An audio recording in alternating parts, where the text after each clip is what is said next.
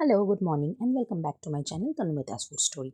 আজকে তোমাদের সাথে একটা ইজি ব্রেকফাস্ট রেসিপি শেয়ার করি। চলো, জানো তো অফিস যাওয়ার আগে না হাতে একদম বেশি সময় থাকে না, তাই চটজলদি কী বানাবো ভেবে আজকে বানিয়ে ফেললাম এই ইজি রেসিপিটা।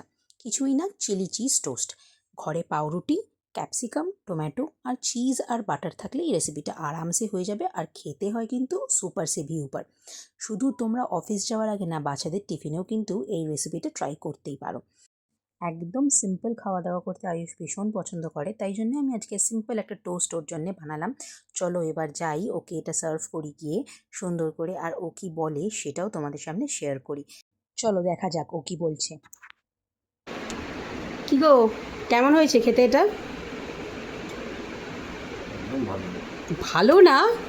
খুব ভালো হয়েছে গো। তাই তোমাদেরও যদি এই রেসিপিটা ভালো লেগে থাকে, কি করতে হবে? Like, follow and subscribe to my channel, যারা ইউটিউব থেকে দেখছো। Till then by.